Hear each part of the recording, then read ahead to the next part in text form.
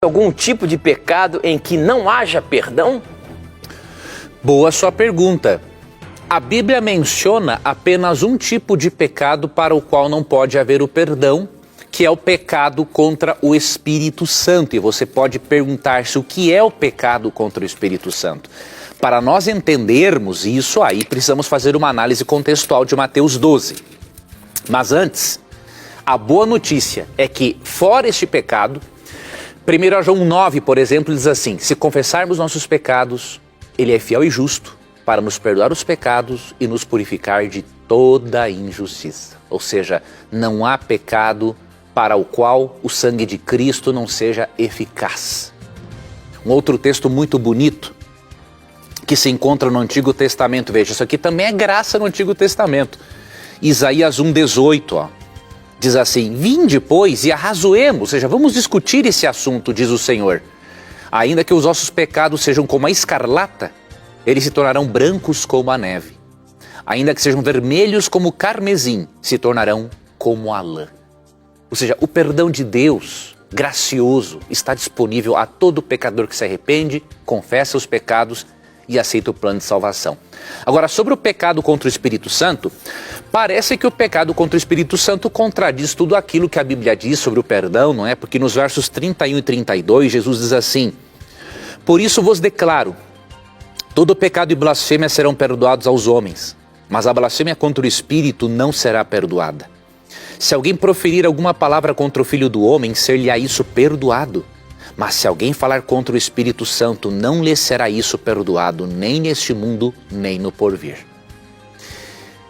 Em primeiro lugar, nós temos aqui uma clara prova de que o Espírito Santo é um ser divino, né? A alegação de que ele é um poder impessoal é totalmente infundada e insustentável, porque não se pode blasfemar contra algo impessoal.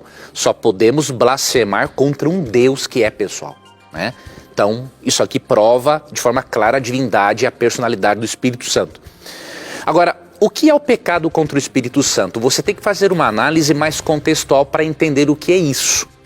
E o assunto, ele começa no início do capítulo 12. Jesus começa aqui a ter uma discussão com os fariseus sobre a forma de se guardar o sábado. Para eles, até mesmo colher espigas, ou como se fosse nossos dias, pegar uma fruta em um pomar para comer seria um pecado, né? E Cristo corrige este excesso interpretativo em relação ao sábado, se apresenta como o Senhor do sábado e, além disso, ele cura um homem no sábado, como vemos aqui em Mateus 12, 9 a 13. Só que o que acontece, além deles rejeitarem o que Cristo ensinou sobre a correta observância do sábado, eles abertamente rejeitaram o milagre que Cristo fez. E no verso 14 disseram o seguinte, ó, diz assim, ó: retirando-se, porém, os fariseus, conspiravam contra ele sobre como lhe tirariam a vida. Ou seja, eles não apenas negaram a Jesus como Salvador, mas eles ainda quiseram matar Jesus, eles odiavam Jesus.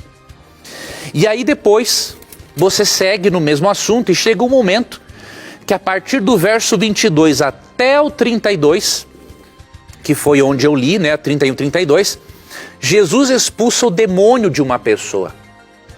E quando Cristo expulsa o demônio desta pessoa, o que os fariseus disseram? Eles disseram o seguinte, verso 24: este não expele demônios, senão pelo poder de Belzebu, maioral dos demônios. Ou seja, aquilo que estava sendo feito pelo Espírito Santo, eles disseram que era feito pelo diabo. E aí, nesse contexto, Cristo os adverte, no verso 27, ó: e se eu expulso demônios por Belzebu, por quem os expulsam vossos filhos? Por isso eles mesmos serão os vossos juízes.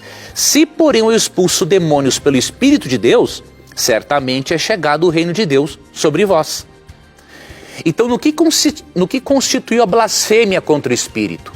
Rejeitar a Jesus, odiar a Jesus ao ponto de querer matá-lo e atribuir uma obra que era do Espírito, a expulsão de demônios, ao próprio diabo.